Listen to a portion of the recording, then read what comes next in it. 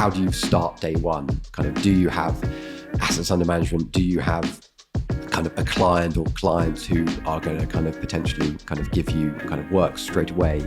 Or actually, most of the time, are you starting with zero in your bank account and you basically have to kind of try and kind of perform very, very quickly? Otherwise, you might not be here in a year's time.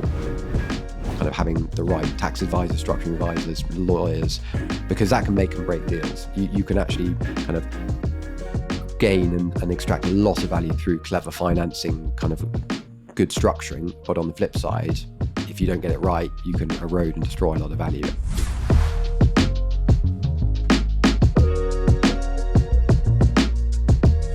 Welcome to the People Property Place podcast. I'm absolutely delighted to welcome Tobias Evans, founding partner and chief investment officer of Blue Noble LLP. Blue Noble was founded in 2017 by a team of experienced real estate professionals from HSBC Alternative Investments. During their tenure with HSBC, the team transacted in and managed over $5 billion of real estate assets across the US, Europe, and Asia. Blue Noble offers specialist real estate investment management through club deals, segregated accounts, and funds on a global basis. Toby's role here is focused on developing bespoke investment opportunities, strategic business development, managing existing client relations, and sourcing new capital.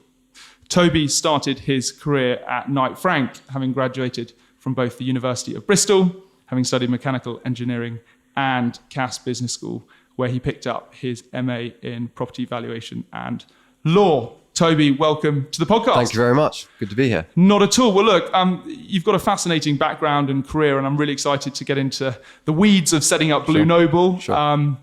The challenges, but also the good parts. Yep. But a place that we always like to start these conversations is how you got into real estate and why real estate. Yeah, sure. So I've always loved architecture, design, art. I did kind of art, maths and physics for kind of A-level. And I wasn't quite sure what I wanted to do. So from kind of 16, I basically every summer I did work experience. So I spent time in advertising at Saatchi & Saatchi, architects with Genslers. And my father actually works in real estate, and that kind of put me off initially. I was kind of like, I want to follow my own footsteps and make my own path. But actually, I realized that he had a great time doing real estate, doing property, great bunch of mates, kind of, they all did kind of fairly well, but really enjoyed what they did. But still wasn't quite sure what I wanted to do when I kind of got post A-levels, other than potentially be an artist. But my best mate was an artist, and he was absolutely fantastic at school. And I was realizing that there was someone at school slightly better than I was. Then in the real world, it might be tricky. So I spoke to kind of career counselors and various things at school, and they said, look, actually, if you don't want to kind of be pigeonholed into one area, kind of if you did architecture, kind of you're probably on a path to be an architect. Actually, engineering, really, really respected kind of degree. You can go into engineering, but you can do finance. It's a really good kind of base degree. And so that's kind of why I kind of followed that path. Being honest with you, I didn't enjoy engineering particularly, kind of deriving equations from first principles or over 4 pages was not what I kind of necessarily found particularly fun. But what I really enjoyed was kind of the problem solving element of it, kind of how can we use kind of information that we've got, but also kind of bits that we're missing to kind of come up and solve a problem ultimately, whether that's solving kind of an equation or a kind of problem. And so I think the training of kind of mindset was really, really, I look back kind of going, actually, it just instilled into you kind of that approach. And so I was meant to do a master's in it, which was a 4-year course. But because very quickly I realized I didn't really want to be an engineer either, I looked at kind of conversion courses into real estate. My pride had then kind of taken a back seat. So when actually the real estate world, there's so many different areas within it that I don't have to follow the exact area that my old man was in. So yeah, I kind of went to kind of Cass Business School, now Bays, I think Business School, did a year's course there. And then ultimately kind of did the interview rounds of the kind of big real estate advisory firms, and really liked Knight Frank's approach, being honest. I liked that it was a partnership. So potentially you could be working with someone who heads up the team who actually is kind of an equity partner in the business, and therefore get that insight of kind of the direction that they're taking. Actually, a lot of them are very good at opening up about that. And I also like just the kind kind of, I guess more detail of it. So they had 4 rotations over a 2-year program. Some companies did 2, some did 6. And I think 2, I felt you could get stuck in one that potentially, if you didn't enjoy, you were there for a whole year. 6, probably if you're in and out in kind of 4 months, you maybe don't really get a great grasp of it. But kind of 6-month rotations kind of felt kind of fair and right. So yeah, kind of got a job offer, which was great, and joined them. So I started off as City Agency, which was great fun, to be fair. Kind of, it was 2006, so the market was really soaring. Kind of lots of kind of launches and networking events, and actually in that area, you're given kind of fairly small instructions, pretty much day one to manage. So it might be 1,000 square foot kind of vacant space somewhere, and organise the kind of the marketing for it, the kind of small brochure or particulars. And kind of whether you're going to do a launch, subject to the owner's kind of approval, to kind of get other agents around that space. So that was really good fun. I think the only thing I slightly struggled with was the city office at Knight Frank was very small. It was basically just kind of covering, whereas the head office was over in the West End. So all the other graduates that I joined with were based in the West End. And so I was kind of the only graduate in the city. So kind of that meant I networked with a lot of other graduates from other businesses. But to kind of go back to the Knight Frank, the headquarters in Hanover Square at the time, kind of, I definitely felt like I slightly missed out for that first 6 months on kind of the networking internally. And then I got lucky enough to move over to West End Investment, which I absolutely loved. I think the city side of it, actually, again, in hindsight, you look back, there were a few bits which I loved, the social bit, a few bits which I didn't enjoy so much. Doing a ring round every Friday to all the other agents going, well, what's let, what's still available, how much rent free did you get? So I could kind of present that to all the partners on the Monday morning meeting about kind of transactional stuff. But actually, in truth, it was the fastest way to get up to speed with the market. If actually I hadn't done that, then you'd be sitting there kind of just trying to absorb from other people. So it was a very kind of proactive way, which probably I didn't necessarily realize was kind of being instilled into me at the time. But the West End investment side and the investment market, I really, really enjoyed, because it was taking kind of some of that leasing information, but ultimately trying to apply it to assets and value, and kind of how can you drive value and performance. And I was lucky enough to work with a really, really good, strong team, people with different skill sets. So I had a fantastic lady mentor there, who did this slightly more, I would say, complex kind of head lease re-gears, buying in kind of shorter head leases for the Crown Estate particularly. And actually that was really, really interesting. Kind of, it used to be called marriage value, now it's called synergistic value, but how actually two interests kind of put together can potentially be worth more than them in their separate parts. Learning it outside of a Monopoly board. Correct, exactly. No, Monopoly was my favorite game as a child. So so that was really, really enjoyable. And I was lucky enough actually to be offered a full-time seat partway through that, to kind of stay in that team. But a friend of mine who was a graduate at Knight Frank said, I'm popping over to meet HR about a role abroad for 6 months. And I said, that sounds very interesting, actually. I'll join you if you don't mind. And so we sat there, and they basically said, look, do you speak any languages? Unfortunately, I don't. So that kind of put the Paris office off the cards and the Madrid office off the cards, where you had to speak the language. But they said, actually, we have an opportunity in Moscow, where they didn't necessarily expect someone to speak Russian. And we kind of slightly negotiated and said, look, is there any possibility you could send 2 of us rather than 1? And at the time, this was kind of early 2007, so we hadn't quite got into the kind of GFC yet. They said, yeah, actually, that sounds kind of great. So we got sent out for a recce weekend, just about survived that, came back. And then literally within 3 weeks, I was on a plane with 3 bags packed to live in Moscow for 6 months over winter. So that was really, really eye-opening. I can imagine if you felt isolated in the city market. Exactly. 6 months later. I think the fortunate thing is I had this really great mate who actually we happened to be at Bristol together, and then at Cass Business School, and then joined Knight Frank together. So actually we shared an apartment. So although kind of we were the 2 young graduates from the UK, kind of in the Russian kind of office, actually you had someone who you could kind of compare notes with a lot. And I was put in a role called strategic consultancy. which is basically kind of running development appraisals, actually using a lot of data to kind of ultimately advise developers whether kind of what they thought might work in a location actually did. So doing kind of demographics, looking at kind of population growth, income growth to work out, and then ultimately what's best used. Do you build an office building there? Do you build a residential? Could you build a shopping center? What will they ultimately extract the most value? And so I was flown around kind of Russia to go and look at these sites, often with a translator. I had to do a few presentations to boards of directors, which they didn't speak any English. I didn't speak Russian still. So I would do my PowerPoint presentation in English. It would get translated into Russian. I'd stand there, speak a few lines with a slide that I couldn't understand anymore because it was all Russian.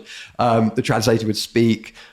A lot of people people looking at me, but not really understanding whether they kind of were kind of interested, happy, kind of not wait for the questions to come and then be translated before I knew if it was I'd done an okay job or not. But it really accelerated kind of, I guess, responsibility, but also kind of the chance to kind of front a few things. So when I came back to the kind of West End kind of in team, by that stage it would have been, kind of early 2008. Actually, I felt like I'd really kind of progressed in a pretty short period of time. So then stayed in the West End team, did my APC, became a chartered surveyor, and kind of spent the rest of my time at Knight Frank kind of in the central London kind of investment market, which I said really, really love the people, love the market. I kind of could walk around my patch. Everywhere I walk, I kind of try and take a slightly different route back, so I could walk down, discover new streets. And by the end of, or certainly kind of a few years in, you really knew kind of rents per street, kind of what yields were, which buildings were owned by different people, and advised kind of various kind of institutions, pension funds. But what I really enjoyed actually was starting to spend a lot of time with the kind of the landed estates, as they're called, but kind of, so the Crown Estate, doing a lot of stuff with them. And then we had won a pitch to advise Grosvenor on their central London office portfolio. And I loved that actually, because it was, rather than dealing kind of asset by asset, where you kind of look at a building, go, right, how can we improve just this building? What is our business plan? How can we do underwriting? Maybe buy it for an investor, but ultimately hand it over to them and not really see if your assumptions had made sense or translated through. Did they achieve the rent that we thought we were going to do? Was a refurbishment the same cost that we assumed? Was a void or letting period or rent-free the same? You kind of lost sight of that because you're straight on to the next deal. And actually, being able to advise more strategically and help kind of Grosvenor at the time look at their office portfolio, where should they be putting kind of money into kind of buying in some of these head leases potentially to take kind of more control and develop, where maybe it made strategic sense to kind of sell buildings off on long leases potentially. That was really, really fascinating. And seeing how people can take a bit of a longer term view. Often real estate, particularly if you're kind of more PE money, but kind of even pension funds, there's often a kind of 5-year kind of cycle of an asset. You buy it, you try and improve it, and then potentially it's kind of exited. Whereas these estates, you were running 30, 40-year cash flows in some instances. They can take a really long-term view, kind of work up a block date that's kind of 7-8 years away, rather than having to kind of drive value in the very short term. And I really liked that. Actually, if they were doing, particularly Grosvenor, a whole bunch of public realm work on a street, actually, it makes sense to buy in some buildings before you do all that work and add value to those by doing the public realm, rather than do all of those works, increase the value potentially of other people's buildings, and then start to buy them in. So kind of that was really, really interesting. A couple of things in there that people might not understand. Sure. Two things is, one thing is block date, and then the other is like buy-in head leases. Yeah, sure. So can you just explain like what that means and why they might look to buy-in head leases, and why maybe it was easier or it's relatively straightforward to do so? Yeah, of course. So I guess in the UK, kind of you have freeholds, which effectively means that you own, when you buy the building, you own the land, you own, in theory, the sky above it, kind of down, and you own that forever, into perpetuity, as it's called. You can also have what's called kind of a head lease or a long lease, which is basically someone that kind of maintains and owns the freehold, so you don't own that, but they give you a lease. Often you might have a lease of an apartment for 12 months, or kind of if you're an office tenant, they might sign a 10-year lease. These are typically 125 years, sometimes 250, every now and again 999 years. the 250 and the 999 are often called virtual freeholds because they're so long. But a lot of the reason that these estates are so valuable still is they've owned the freehold and they probably sold the same building on a long leasehold maybe 2 or 3 times now. And effectively that means I will grant you a lease for 125 years. Normally you can do broadly what you want with it. There'll often be some restrictions. So it might be that you can redevelop it, but subject to coming and asking the freeholder kind of permission to develop what you want to. So actually the freeholder still retains quite a lot of control, but effectively you own it for 125 years. Now you might have that on this is again, might bore people in terms of detail, but it might be on a peppercorn lease, which effectively means historically you would go and give a single peppercorn to the freeholder each year to kind of as rent. There was a building on St. James's, which I think in the head lease, it was a single white rose that in theory had to be given from the leaseholder to the freeholder each year. But effectively, anything you rent that building on, you keep entirely. You can also have what's called gearing on rents. So I will grant you a 125-year lease, but it might be on a 10% gearing. So you as a long leaseholder receive the income, you keep 90% of it, but actually you have to pass 10% back to the freeholder every year. Some are 5%, some are 10, some are a bit higher. But effectively it means in 125 years time, if you haven't agreed an extension with the freeholder, you effectively give the keys back. You don't own that anymore. And the freeholder can then do what they want with it. So often value the difference, particularly in the good markets, strong markets, the difference between a 125-year head lease and a freehold is quite narrow. There might be a small differential in price, slightly cheaper for a leasehold, but not that much. In more challenging markets, it often kind of spreads a bit. But what happens is those head leases, as they reduce in lease length, so let's say you have only 60 years left on the lease rather than 125 years, suddenly that does have quite a big impact on value because a bank's probably unlikely to lend you so much money against that leasehold interest because it's an erosion. And so it's an area where actually, let's say a freehold building is worth 100. The freehold interest with 60 years left where you're receiving 10% of the income, but in 60 years time, you get that entire building back, might be worth 20, let's say. And the head lease, which is 60 years left, in that instance is worth 60. So you add the kind of freehold value of 20 plus the head lease of 60, that's 80. But actually, if you combine those back together, it's worth 100. So that 20 differential is called marriage value or synergistic value. So there was often examples where we could go and buy that head lease back from the long leaseholder for the 60 and either literally the next day grant a new 125-year lease and sell it. Now, it does reduce, and this is where, again, might bore people, it's getting a bit technical, but I love the value creation and numbers, is if the freeholder then sells 125 years, their freehold interest value actually will drop because they've effectively given away something for 125 years and they're not going to get it back for that time. Yeah. But you've sold it, so you get a lot of value back. Because you get some money up front, you can then recycle. Exactly. And so these estates, because they've vast holdings, correct, actually to kind of maintain them, correct, selling off some particular assets on a long leasehold basis absolutely gives them capital to kind of deploy, exactly, reinvest into other areas, but ultimately retain control of the wider estate for the future. They can kind of get it back. And so there was a deal in kind of Mayfair where actually it wasn't in kind of Grosvenor's core office kind of location, but it kind of was quite close to Park Lane, and it had a short head lease. The building was vacant. It had a restrictive covenant, so it could only be used as offices. But actually, we bought in the head lease for not a huge amount, literally wrote a new head lease which said it could be used for residential and sold it within 3 months. And I think kind of they made kind of 10 million in profit in literally 3 months by doing nothing to the building, just changing the use class of that building and selling it to someone who basically developed it as a kind of resi place. So there was a lot of ways to extract value by actually not even having to do a huge amount. And then exactly as you say, you could then recycle that capital into strategies or buildings which you did want to kind of do. Yeah. And you mentioned block dates. And I guess, so, does that mean... So block dates is effectively, let's say you have a building where it's multi-let, potentially it's a bit tired, the rents therefore are quite low. it might be that you actually want to get your hands on that building because actually if you spend a bit of money, you can really drive the rents on. So there was examples of buildings where on Grosvenor Street where they were kind of old, tired, let for 30, 40 pounds a square foot. This is kind of showing my age. And if you refurbish that and re-let it, it could get 100. Now it's probably 150, but kind of 100 at the time.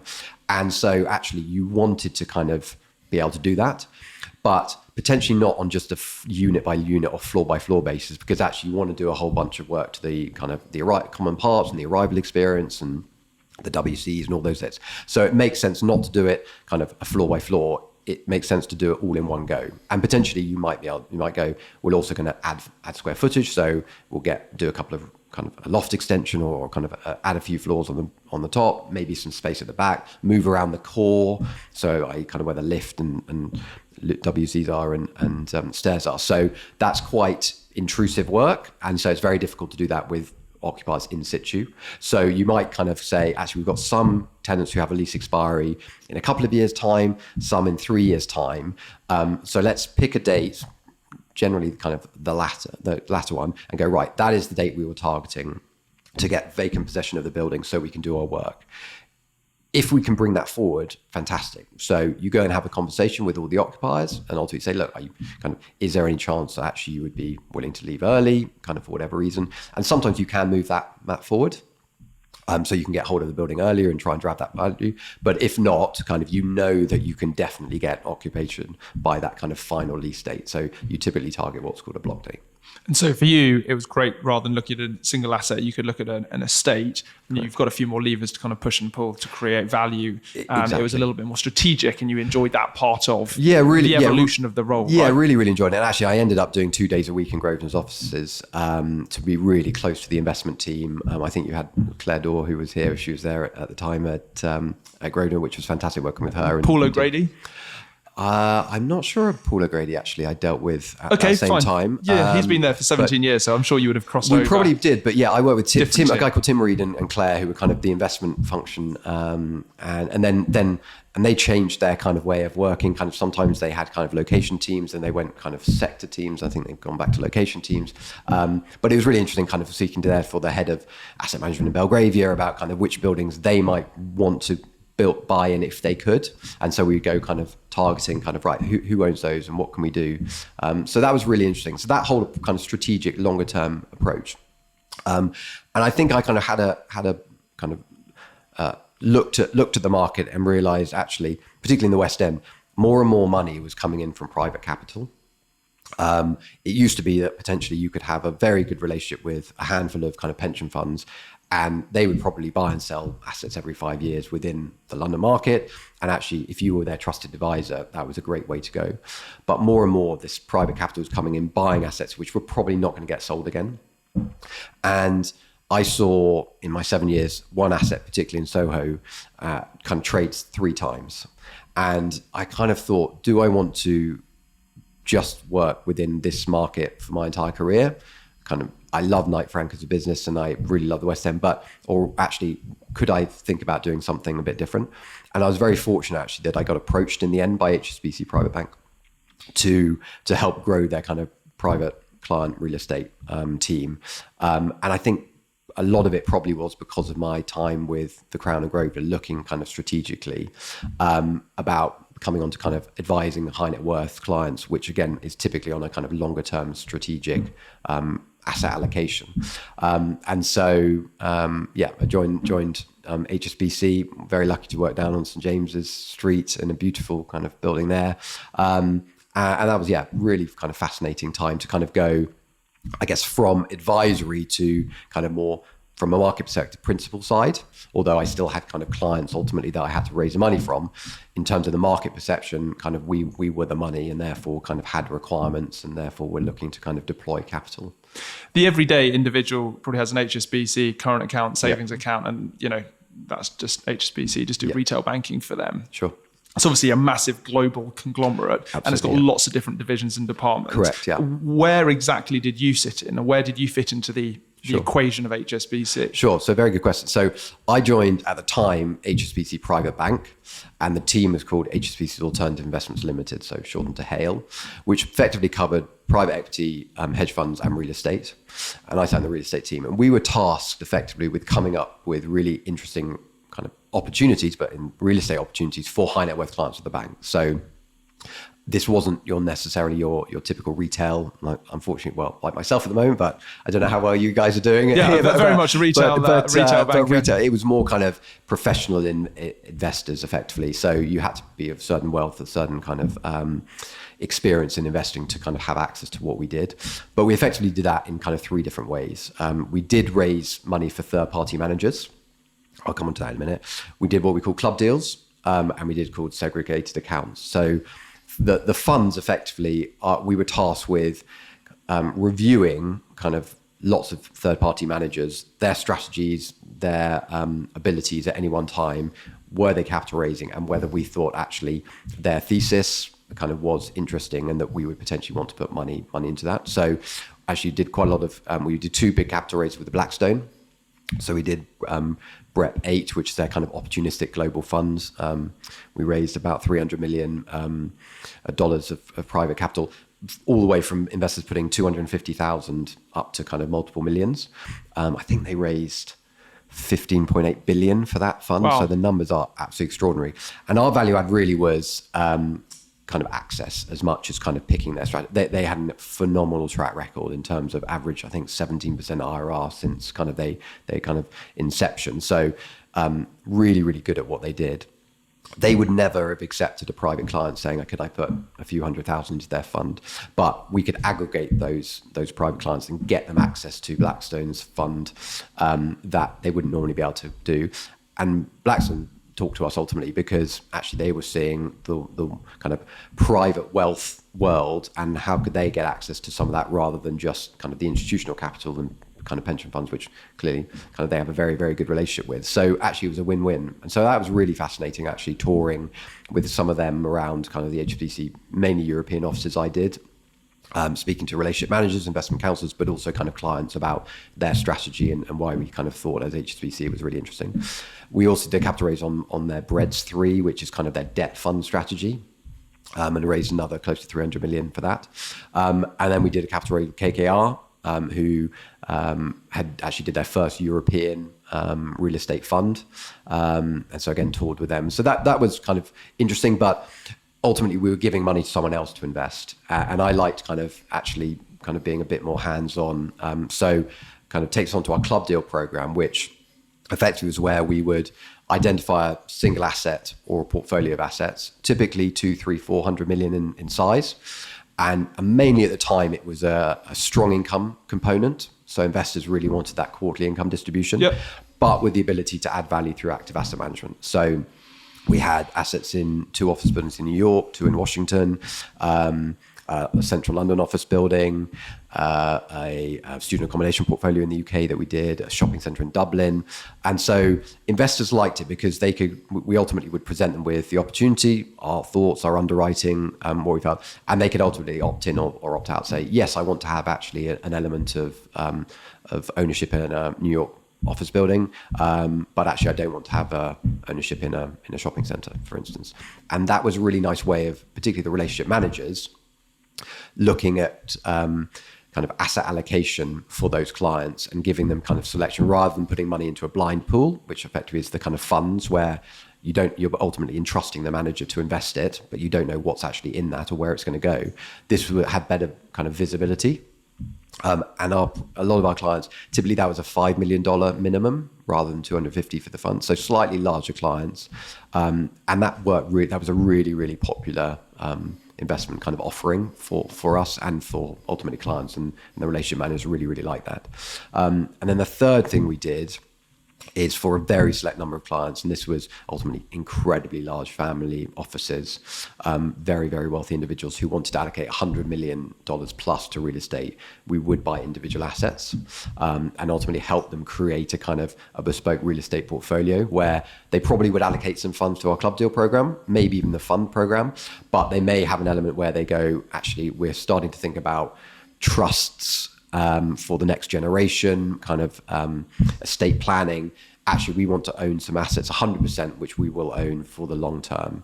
And those are typically very long-term secure income deals. So my first deal when I joined HSBC was I bought OPEC's headquarters in Vienna for a private client, 25 years, let to OPEC, index linked, kind of really nice income distribution ultimately, very kind of strong.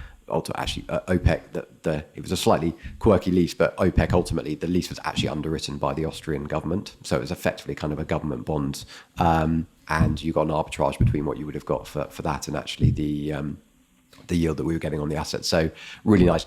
I bought Scottish Widows headquarters in Edinburgh, Standard Life's headquarters up in Edinburgh, REC's kind of control centre quite recently. So typically these are very long-term secure income deals, ideally with indexation or kind of fixed uplifts. The world of kind of open market rent reviews is an art rather than a science, and as everyone always says, and you can get lucky or unlucky when that kind of event comes up. So to kind of guarantee some element of performance, typically having kind of indexation is a nice way to go. I guess you said you sat within the real estate part. Correct. HSBC had offerings, I guess, into fixed income or Correct. hedge funds, private equity, lots exactly. of other, and you talk about asset class allocation. I guess that's correct. asset class allocation within office, retail, student accommodation, but also wider, broader asset class allocation in the sense of into fixed income or equities. Exactly. And so we would obviously we'd have a very close relationship with kind of ultimately the private clients, kind of relationship managers. And they also had what was called investment counselors as well, who would kind of look at their clients' kind of wealth and portfolio and ultimately make kind of recommendations about how much should they have in kind of equities versus kind of gilts and bonds versus kind of alternatives. And then within that alternative space, as you exactly say, it's not just all real estate, it's kind of hedge funds, private equity. And then even within the real estate, it's different sectors, different geographies. So you can kind of get diversification quite quickly. But that was really good, spending time seeing how these investors, kind of the private clients, some of them how they made their money, but also then how they think about kind of life going forward and where they want to allocate funds. Was there a kind of a theme that you would kind of identify in the wealth of these individuals? Was it, they built and exited businesses, it's family generational capital, it's made within equities, or it's made within real estate, or it was a real mixture, being honest. I think a lot of our kind of wealth when I first joined was very much Middle Eastern, and that was a lot of oil, and then some self-made kind of billionaires ultimately from kind of tech. I think I was at HSBC for 4 years, and actually over that period of time, kind of there was a lot more money being created in Asia, and I think HSBC ultimately is pivoting more and more to kind of Asia. So kind of that was definitely an area, but the relationships, particularly on the bigger side. So I kind of ran the segregated mandate side, pretty much all kind of Middle Eastern kind of capital, or people based then in the Middle East. It was really fascinating kind of to get the opportunity sometimes to sit down with principals there and kind of get their take on things. But ultimately, I think a lot of them loved real estate as an asset class, and felt that it was a good place, particularly for the next generation, to kind of allocate funds which kind of would hopefully grow from a capital perspective, but also pay out that nice income distribution, which kind of could fund kind of lifestyle and private jets, yachts, and the likes. Exactly. So tell me about Blue Noble and how that came about, and why you set that business up. Yeah, sure. So kind of the opportunity that we kind of had at HSBC in terms of access to capital was absolutely phenomenal. And we had a really strong relationship with ultimately the investors, who very fortunately loved what we did, loved the offering that we did, which quite a lot of other banks kind of didn't necessarily do. But I think we were struggling with kind of internal processes to be able to ultimately offer clients what they were asking from us. So just having to kind of go through lots and lots of kind of internal committees before we could even speak to investors about an opportunity. And by that stage, the opportunity potentially had gone. So that kind of slight kind of both personal, but also kind of team frustration. And we ultimately, I'd always felt at some point I liked the concept of kind of doing my own thing, but it was having the experience so that you had kind of credibility ultimately, but also potentially doing it with kind of another person or a few other people. I love working as part of a team. I love the ability to kind of bounce ideas off each other. I focus, and I think we could kind of individually get on with our own bits, but actually being able to have sounding boards is really kind of good. And so I think individually I've been bubbling away, kind of going, well, do I see myself being here longer term? The potential's huge, but are we going to be able to access that potential? And ultimately we were actually approached by one of our clients who were a Swiss multifamily office who loved what we were doing, and had allocated funds to pretty much all of our club deal program. And the families really wanted to massively increase their allocation into real estate, and felt actually, was there an opportunity to back a team to help them do that?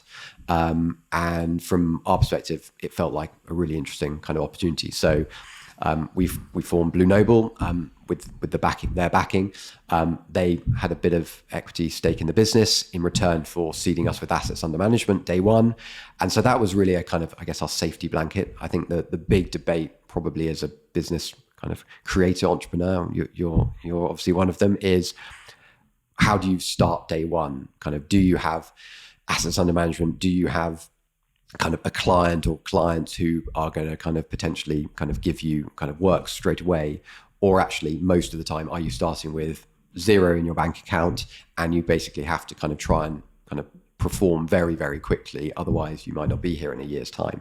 And I think personally, I and the team kind of didn't necessarily want that pressure, because it then puts, I guess, you're so focused on doing that first deal where you want to be in a position where, are you making the right decision? Is it the right deal? And you don't want to be under that additional pressure just to deploy kind of funds for the sake of kind of getting some assets under management. So that was really, really kind of good. And I guess just closing, squaring the circle here so people understand, if you've got assets under management, that means there's typically revenue or a fee income stream that can fund the business. And also there's additional costs when you start buying properties. You get acquisition fees and ongoing development or asset management fees that will fund salaries and office costs and everything else that comes with it. So I guess where I was at Knight Frank, kind of in the kind of brokerage side or advisory side, you start literally each year zero revenue, and ultimately you make money through buying and selling. So if you buy something, you often get an acquisition fee. If you sell something, you'll get a sales fee.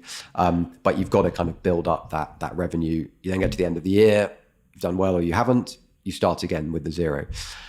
Having assets under management actually means you're paid to continue to look after that asset. So you hopefully or may get an acquisition fee for buying it, similar to the advisory side, but actually you are then responsible for continuing to manage and ultimately extract value from that asset. But it means that you continue to get revenues kind of while you have that asset under management.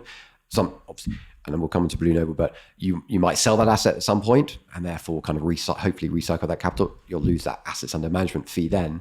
But ultimately, if you can have a good balance of assets under management, which pays your office, your costs, and then if you do new transactions, that ultimately kind of adds profit to the business, means you can invest in hopefully growing and future people. It's a nice kind of balance. So being given those assets under management in return for them having a stake in the business was great. They also were there ultimately to kind of capital raise, give us allocation from the families, but also raise money from other families that they knew. But importantly, we weren't exclusive. So kind of once we were outside of restrictive covenants from previous employment, we were able to go and kind of speak to kind of former clients, but also grow our network. So we have brought a number of clients across who, again, liked what we did while we were at the bank, and have fortunately entrusted us to kind of continue to invest in real estate assets for them. You touched on a Swiss multifamily office. Can you just break down what's the difference between a multifamily office and a single family office? Sure. No, very good question. So I guess a single family office is kind of one family. It might be made up of various individuals, but ultimately they're all in one family. A multifamily kind of office is where actually kind of it's made up of a number of different families who have kind of come together. Now, they might do that because of size or scale, or they might do that just from an operations perspective, or actually they all work in the same sector or business. So actually our backer, they all owned various businesses together, and therefore a lot of their revenue came from similar sources. And so it made sense, rather than them having individual family offices for themselves, actually to kind of pool resources and have a multi-family office which ultimately looked after all of them. And so that, in theory, kind of worked kind of really well. We kind of set off as Blue Noble. Within 3 months, we had our first deal kind of under offer. So we bought a site down in Milan, right next to Bocconi University, with the plan of doing student accommodation development. I think if you'd asked any of us what would our first deal be, it would not have been kind of speculative student development in Italy. We hadn't actually done kind of transacting in Italy at it as a HSBC, but we had done a big UK real estate student accommodation portfolio, which was fortunately very successful. We got in 2013. We forward committed to buying a portfolio of 8 assets, about 2,500 beds, and ultimately saw kind of yields compress, particularly in that space. I think we learned a lot, kind of the gross income, so the kind of rent that we received from students was pretty much in line with what we forecast, but our net operating income, so by the time you take off kind of staff costs, utilities, all those things, was slightly under, to be honest. So we definitely, eyes open, learned that kind of operationally kind of it's a bit more intensive, but we saw big yield compression. So kind of we got a big bump in kind of capital values on that side.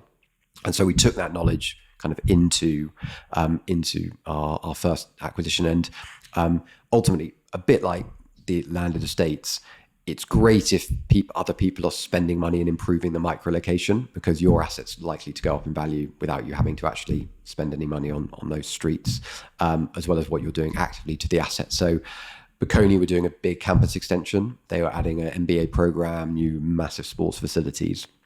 And ultimately, in terms of kind of purpose-built student accommodation, the US is by far the leader. Kind of roughly 50% of students have access to purpose-built student. The UK is kind of top in Europe. It's about a third of students. And then you go into Europe and it really falls. So kind of France and the Netherlands are kind of mid-teens, Poland, Denmark, I think just double digits, Spain, Germany, 7%, and Italy, when we did 3% of students had access to purpose-built student accommodation. So really, really low kind of supply-demand imbalance. And Bocconi had 14,000 students. They had 2,000 beds of their own, a few on campus, but they were really, really old. There was zero amenities, and then a lot that were miles away from campus. And we had a site literally across the street. And so felt that actually if we could build those, the business plan was to do direct lets. But we always felt that there was going to be a natural conversation with Bocconi, and we'd kind of interviewed students, and Bocconi had done this as well, to be fair. And they absolutely tick the box from kind of quality of education. They tick the box, but were doing their own kind of investment in terms of facilities with this big kind of campus extension, but where they were struggling compared to other international universities that were trying to attract kind of the international students was where are they going to live? And particularly if you're moving abroad, kind of trying to find, if it's not purposeful student, kind of an apartment somewhere in a city that you've never been to before is quite kind of challenging and also intimidating. Whereas actually, if you can go, I know that I can get a room kind of in a block right opposite where my campus is going to be, that's going to have another 600 students who are kind of like-minded, so I can network very quickly, kind of form a community. It really ticked the box. So they were very supportive of our planning application, as were, to be fair, the kind of municipality of Milan, that realised actually we need to provide more student.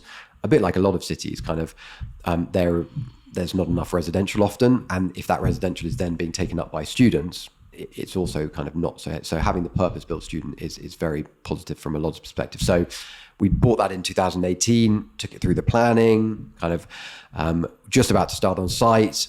The neighbourhood committee then appealed the planning, not actually to us. They appealed that the municipality shouldn't have given us quite so much kind of area.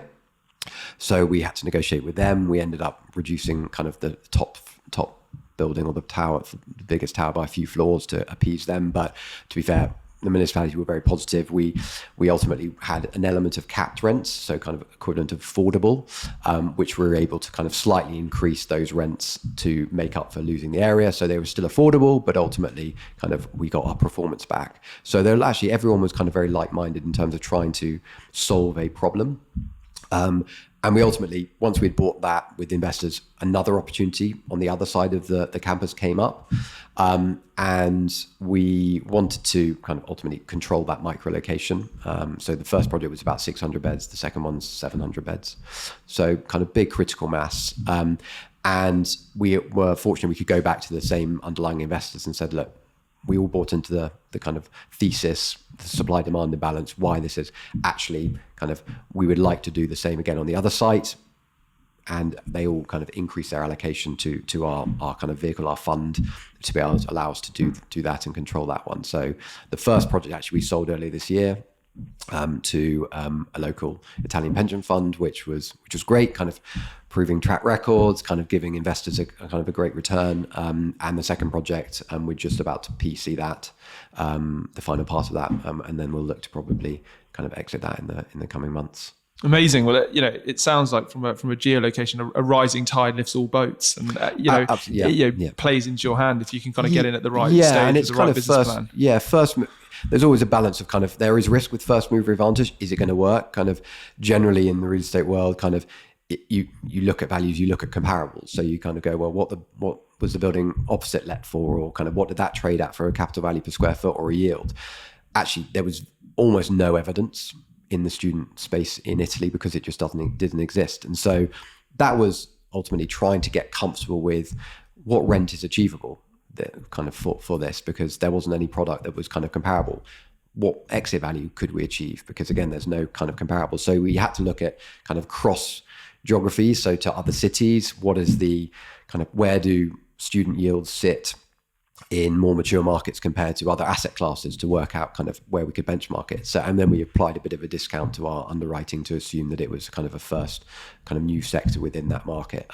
But actually, it performed fortunately kind of very well. And I think we'll come onto it with other projects. We obviously are in a higher interest, higher kind of inflationary environment now, and that puts a lot of pressure on development, well, just general values, but a lot of development. But the area that has ultimately really continued to is rental growth, which has kind of helped, I think, in multiple sectors to kind of recover, let's say, some of the value that kind of we're seeing kind of erode via kind of yields moving out. Can you talk to me about the other assets in your portfolio and Sure. How that sits? Yeah, sure. So the first couple of deals we did in the student space. We then bought a UK kind of office building, which was a multi-let office, which was part of our kind of fund. So one of the families, as part of our Blue Noble, kind of seeded us with some money as well as assets under management, so we could kind of go and deploy some of that. And so that was a kind of a great multi-let office building, albeit come on to COVID and the impact that it had on the occupiers. And then we had an opportunity to buy a project in Florence. So Florence, really interesting market. To be fair, from a student perspective, kind of there's over 40 affiliate US universities in Florence, lots of fashion kind of colleges, art programs.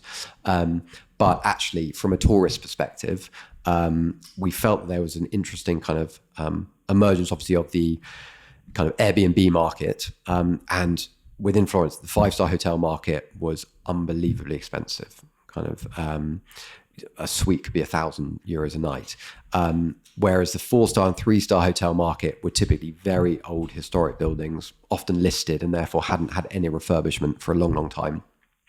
And often had no amenities. Some of them didn't have areas where you could kind of have breakfast or various things like that. And then, as I said, kind of the emergence of Airbnb, where people were enjoying kind of living as a local, having an apartment, but typically it might be an apartment in a block where half of them are owner occupiers, some of them are kind of let out. And so you had no kind of arrival experience, or kind of managed area.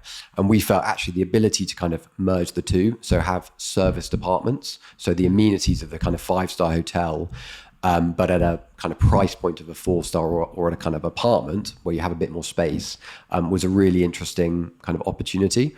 And typically the stay duration on apartments is longer than hotels. So hotels average 2 nights, apartments often 4 nights, 5 nights. And so merging those two together. So we bought a site there, actually subject to planning. And it was actually the old historic theatre in Florence, which was been vacant for a number of years. They'd built a brand new theatre, and so this sat within a kind of infrastructure Italian fund, wasn't going to be used again. And so we ultimately bought the planning for 156 service apartments. And then we went out to tender ultimately to find an operator to manage those. And we selected a company called Star Hotels, who kind of own the most hotel rooms in Italy. Their kind of home is the Florence market, but also saw this pivot from traditional hotels into service apartments. So it's the first new build in Florence Historic Centre for over a decade. And if you can imagine the theatre, actually we can build effectively within the massing of the old theatre. So where you have the kind of seating, so the kind of circle and the upper stalls and various things, that's probably about 5 or 6 stories. But actually where the stage was, where you had to lift the set design, is about 8 stories. So we're going to have these duplex apartments up on 8 stories high, overlooking the whole of Florence, Tuscan Hills. It's going to be pretty exceptional product. So that one we're really excited about. And that PC is hopefully at the end of next year. So you've been busy. Trying to be. I think look, we're still a small business. We started off with 4 of us. We're now 6. Brought in a FD and an asset manager who are absolutely fantastic. I guess reversing back, kind of setting up a new business, there are some bits which you think are going to be easy and are difficult, and some bits which are difficult and actually end up being easy. Because of our kind of HSBC background, we wanted to kind of be regulated by the FCA. We thought that was quite an important kind of showing of kind of continuing our kind of institutional background in kind of reporting and discipline and fiduciary responsibility. And actually getting that, we were told, was going to take quite a lot of time. Actually, kind of because of our background, we were all authorized before, actually came quite quickly. But setting up a bank account was an absolute nightmare. Kind of, we'd go and present to banks about our business, and they would kind of say, okay, so if you're a new business, so you haven't got huge revenue, so okay, you probably sit in the retail bank.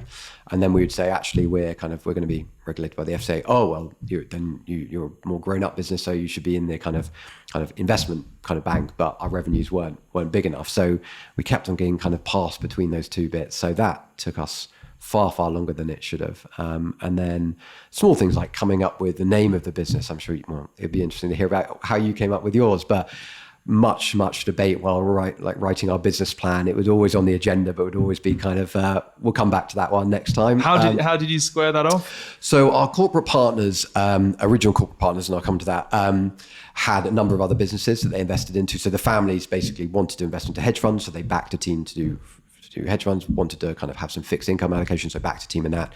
And all of them had a kind of tree theme. And so there's actually what's called a Blue Noble fir, which basically looks like a Christmas tree. But we quite liked that kind of continuation of kind of tree theme. And we did our research. Blue's the most popular color for both male and females.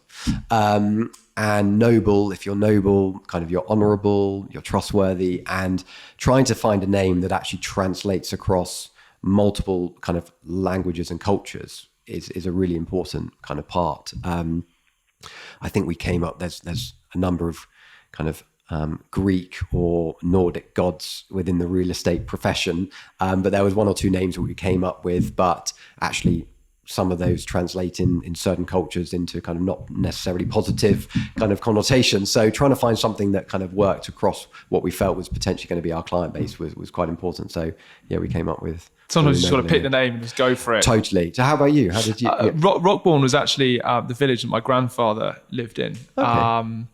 And yeah, I threw loads of names around. Yeah. And my grandfather had passed by the time I set the business up, but I imagine kind of going to him and saying, look, I've got all these names. And he would have probably been just pick something and get on with it. And just don't waste too much time. Move on to actually focusing on it. Yeah. So kind of Rockbourne, I like the name Rock Spring and Black Rock and a couple of others, which had like a rock or black stone. And it was just Rockbourne Recruitment, Rockbourne Real Estate. It kind of like had a bit of a play, and I was like, I was going to pick it and go from there. Run with it. So that's great. That was the kind of story, and I always find them fascinating. Just the identity that comes off the back of them, and why people name businesses as they do. Absolutely. But tell me then, so dealing with high net worth individuals is kind of bread and bread and butter of your background. Yeah. How do high net worth individuals or family offices differ compared to institutional investors from like a mindset perspective, but also the pros and the cons of dealing with this type of capital? So I guess look, look, we're starting to try and work with some more institutional capital. Ultimately, the kind of institutions have processes. We came from a bank, so we know those processes. Sometimes those can be fairly long, but actually there's an element of kind of detail. And once you can get through those processes, potentially the allocation of funds can be very vast. Private capital, there's some families we work with who are worth billions and billions, but there are others who are worth still incredibly wealthy, but kind of maybe less. And they all approach things slightly differently. And putting together a club, which is kind of what we do for a lot of our Italian projects, i.e. a small collection of smaller investors or private clients. Typically it's a handful at any one time. They'll each be able to allocate different amounts, and they each have different processes. So it can be quite time consuming sitting down with all of them.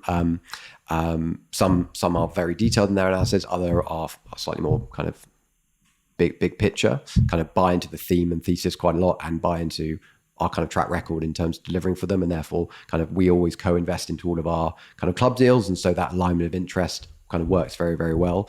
And others will interrogate every single assumption that you've made in your model. You'll share the model, you'll go through every detail. So they do vary. I think coming back to, I guess, Blue Noble and Founded, within about 18 months of founding Blue Noble with our kind of corporate partner, coming onto kind of some of the, maybe the challenges of private capital, there was a falling out of the families within that kind of entity. And therefore a number of them kind of spun out and went their separate ways. They are still clients of ours, but it ended up actually the whole management team at our corporate partner changed. They weren't the ones who we created the joint venture with ultimately. And our alignment of kind of what we wanted to achieve, what they wanted to achieve kind of pivoted. They obviously wanted to kind of go in there, change the direction of that family office, which is absolutely fine, their prerogative. But actually, they didn't really want to allocate as much to real estate as kind of the previous management of families wanted to. So actually, kind of we started off with assets under management with a corporate partner, and within about it took a good 12 months to just work out kind of what was the right way to kind of for us to go our separate ways. But ultimately we did, and the partners kind of we took control of full control of the business after about 3 years. So we then surrendered some of the assets under management back to them. Fortunately, we had done a number of deals as a business, so we kind of then had created our own assets under management. But I think private clients can be sometimes emotional, and there are some things where that was totally out of our control, and so I think their decision making can be very quick, but also kind of sometimes they can change their mind, whereas institutions process can be longer, but I think once they've kind of decided on something, typically they will do it. So it's a slightly different mindset, but not all family offices, to be fair at all, are the same. You have some that are set up, they have their own internal investment committees. They're almost like, they are kind of very kind of institutional in their focus and approach. And then others, ultimately it will be the heads of the family or kind of the parents of the family who will literally just be making the decisions. And kind of that could be after an hour conversation saying, yes, actually I want to buy this building. Kind of go and do it. Yeah, it's interesting. I was sat down with someone who's head of investment at a family office actually. And this individual was telling me that they're going to get a few £100 million every year to allocate into real estate. And that's all driven by investment committee and sign off, and it's all fine. But actually the principal and the ultimate owner will scrutinize every single salary cost, bonus cost. And you kind of look at it and you compare like a 20 grand bonus or an uplift in salary compared to a £100 million ticket that they're about to write against a real estate deal. And it's kind of almost irrational. But I guess a lot of them are very entrenched and have their own nuances of doing things. Yeah, absolutely. Right? Exactly. I think kind of it's kind of how you approach and kind of priorities, and that's where kind of having investment committees is useful, because actually you have different people approaching things kind of often the same way, but kind of picking up on different risks and kind of how do we mitigate those risks? Because ultimately, investing in whatever you want is kind of a balance of kind of risk reward ultimately.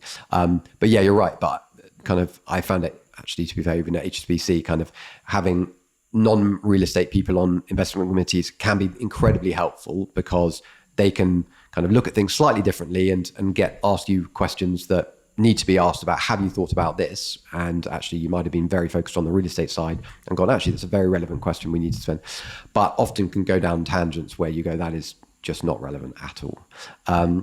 So there's always a bit of a balance on that side. But no, it's from our perspective of business, we want to diversify, I guess, our equity and our capital. But when we first started, we were thinking about launching a fund with our partners' assistance, but also potentially with placement agents and various things. But actually, kind of the advice we got from the kind of capital raisers at the time was, look, you need to have proven track record as a new business. Yes, as a team, you've come from HSBC, you've got a proven track record, but as a new business, you don't. And actually raising money for a first-time fund is more challenging. And to be fair, we felt that. We had managers come when we were at the bank who were first-time fund and had great track record historically, but literally we were just not allowed to do any kind of first-time funds. So I think hopefully now on our journey, we're starting to crystallize performance from our first projects. We can start to think about kind of that. And ultimately, look, we've through kind of part luck, part judgment, kind of ended up doing a lot in the beds space.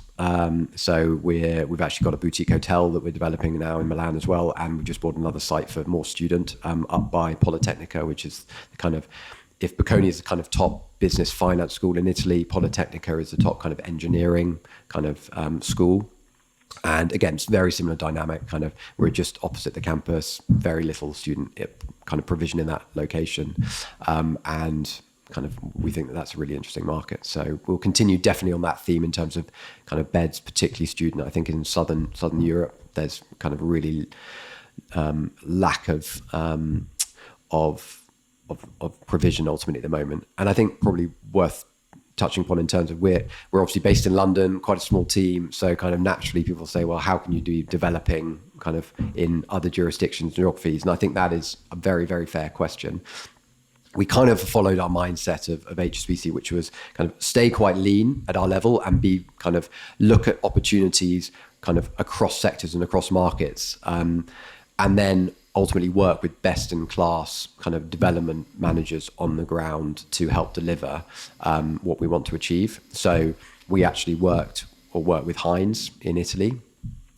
They've got a really, really strong team. When we bought our first project, I think they had 7 people in Milan. They've now got over 80. Wow. And actually, we can leverage their kind of local track record, experience, knowledge, ultimately to get the best outcome for our ultimately investors. And they co-invest alongside us and our investors too, which is really, really important for alignment of interest. But it allows us to stay fairly kind of lean without going, and there's absolutely advantages and disadvantages to kind of say, actually, let's start a business and let's recruit people in every geography that we think we might want to operate in. But that's very CapEx and heavy kind of from a kind of operational cost perspective day one. And if you don't have us under management or you don't have a backer, it's quite challenging. And so our model is actually and then ultimately you might have pressure of trying to do a transaction in a market that you have someone, even if actually the timing of that market is not necessarily right. Yeah. So not having that pressure, having kind of the ability to go, actually, Italy looks really interesting at the moment, and therefore we're going to go into that.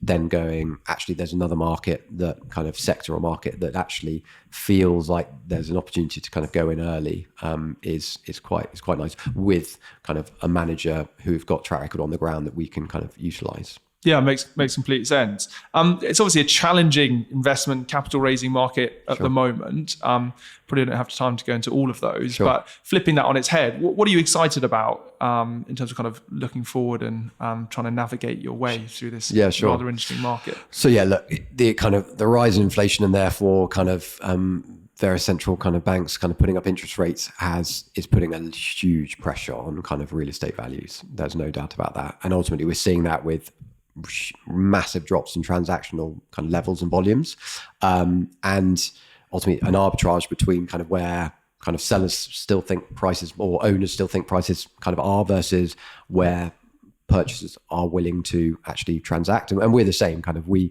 would love to be buying in this market. We're looking at various things, but and often our private clients, the advantage is we can buy all equity and then potentially finance kind of at some point in the future. But if you look at where kind of interest rates, financing costs are coming in, unfortunately, I don't think yields have moved enough yet. And they've moved a fair amount in certain markets. The UK's quite ahead in terms of that. Europe's probably still kind of going to see some more movement, but still probably not to the extent that they need to be to kind of make sense from a kind of risk-adjusted returns perspective. So I think that's something where we'll have to see if more pressure is applied via refinances, particularly kind of in the next kind of 12 months. So we're looking at things. I think ways of structuring deals potentially is, so on our club deal program, we're still looking at developments, but again, factoring in increased kind of construction costs, increased kind of borrowing costs. And ultimately kind of going, well, where are yields going to be in 3 to 5 years' time?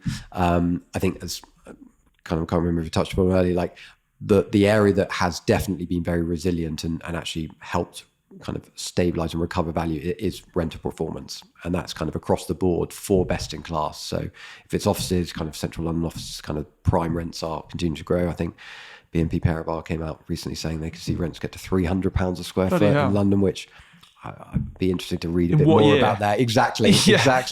But I think having, from the beds perspective, actually, you generally can capture rental growth very quickly because typically leases are kind of yearly.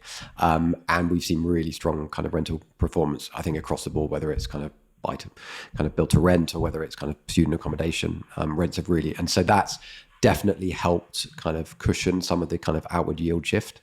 But we're looking at structures whereby we potentially will say, look, we will buy kind of a building for development or a piece of land, lower price clearly than we would have paid 12, 18 months ago, but maybe put some kind of overage provision in place. So once we develop it out, once we get to a level of return that we're comfortable with, actually we'll share some of the upside with the original owner. So that's potentially helping kind of people kind of agree to sell it lower than they maybe want, but have a kind of aligned that actually if things go okay and favorably, then they might get a bit more.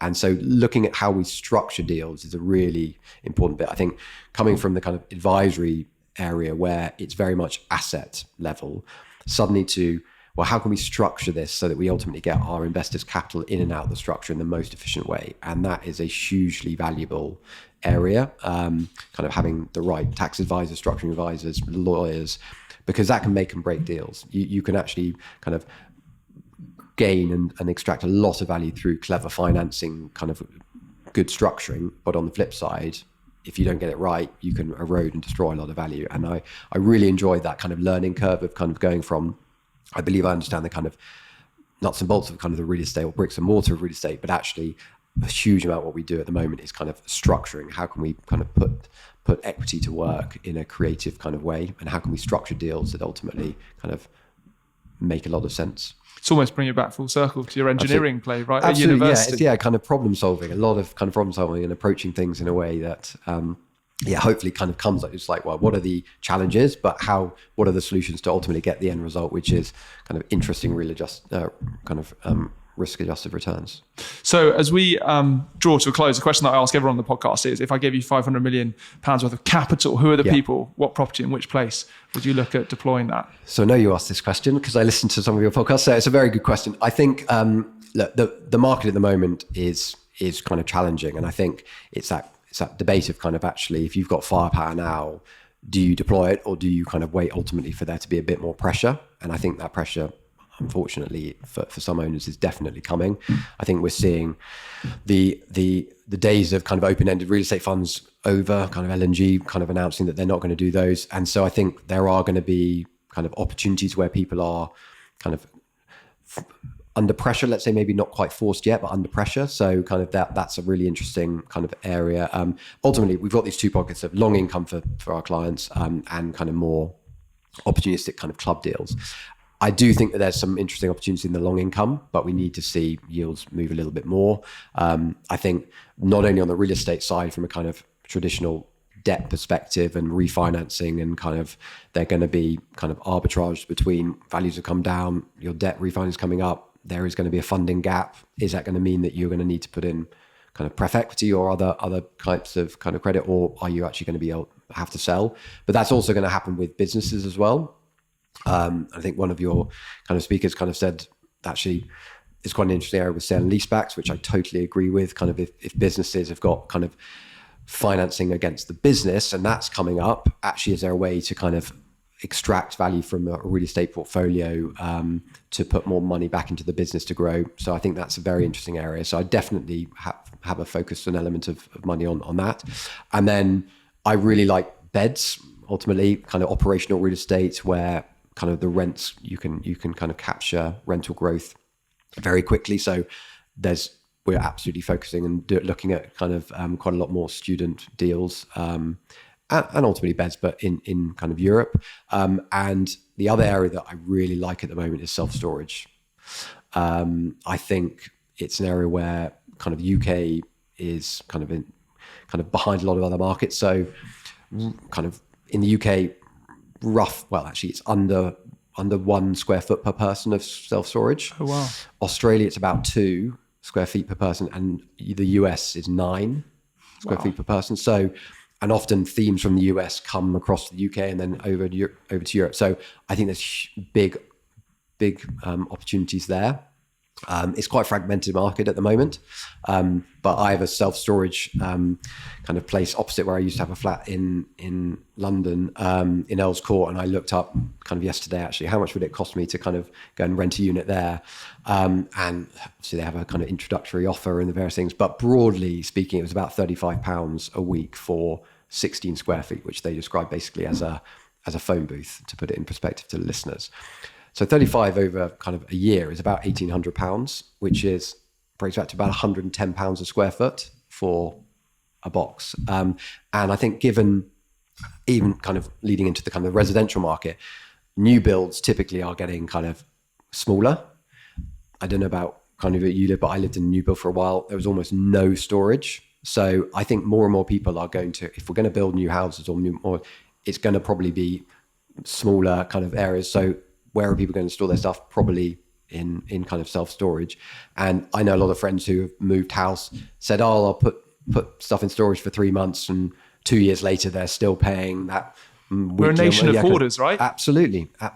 And unfortunately, kind of statistics of kind of divorce and a marriage and various things like that mean that there's going to be more households that separate, and therefore kind of often that means people using it. So I think that's a really, really interesting area. It's typically high cash, very diversified. You've got kind of lots that you're not subject to one tenant who kind of may kind of perform or may not.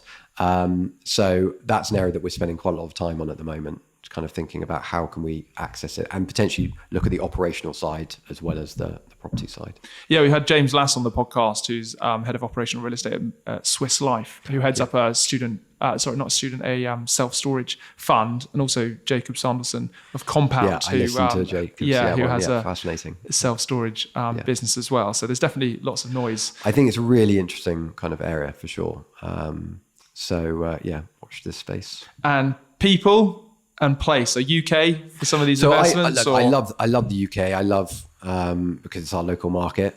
So absolutely, we will be looking and trying to do more things here.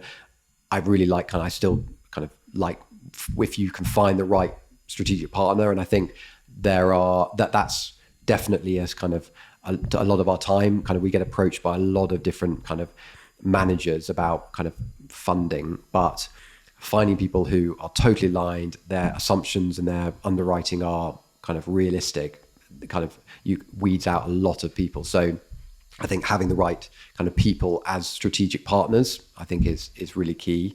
Places kind of Europe, kind of across the board, and people that we're a small team, but I think how I envisage hopefully our business kind of growing is continue to work strategically with kind of people who have got a different skill set that kind of we can work together ultimately. Kind of we hopefully have a skill set that they don't have maybe, and vice versa. They have an expertise on the ground, And actually those kind of two component parts, I guess, coming onto kind of head leases and various things, kind of two component parts are stronger together than apart. So 1 + 1 = 3. Exactly. Well, look, Toby, thank you so much for joining me on the podcast Absolute today. pleasure. You've got Thank a you for having me. fascinating background, outlook, view and opinion on the market. And I've certainly learned an awful lot. And I know that the people checking this podcast out will as well. So thank you so much for joining me, and excited to see what you and the team go on to do. Great. Thanks so much.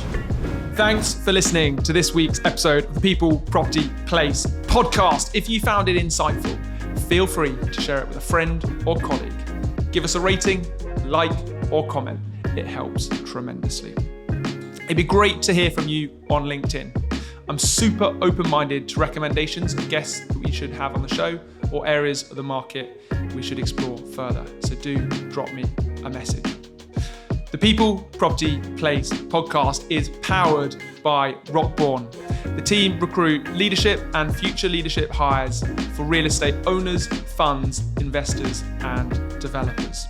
So if you're looking to hire top talent for your business, head over to the website www.rockborn.com, where you'll be able to find a wealth of information, or feel free to drop me a message on LinkedIn. Have a great day wherever you are, and I look forward to catching you next